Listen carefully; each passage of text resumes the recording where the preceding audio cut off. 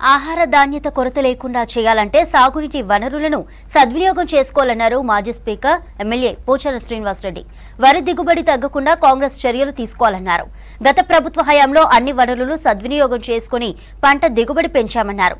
సాగునీటి ప్రాజెక్టుల కింద సకాలంలో నీటిని విడుదల చేయకుండా రైతులను ఇబ్బంది పెడుతున్నారన్నారు పోచారం శ్రీనివాసరెడ్డి. భూమి కావాలి, విత్తనం కావాలి, రైతు శ్రమ కావాలి, నీరు కావాలి.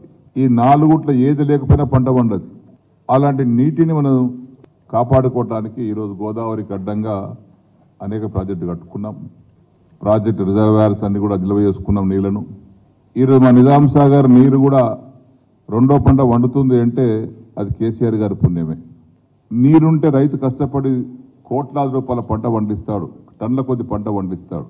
కానీ ఈ ప్రభుత్వానికి ఎందుకో మరి వచ్చినప్పటి నుంచి 40 రోజులు అయిపోయింది, ఆరోపణలు చేయడం తప్పితే ఆలోచన చేస్తలేరు. సరే, మీరు ఏదో కాళేశ్వరం గురించి మాట్లాడారు, ఎంక్వైరీ చేసుకోండి. దాని గురించి పొద్దుదాకా మాట్లాడేది అవసరం లేదు.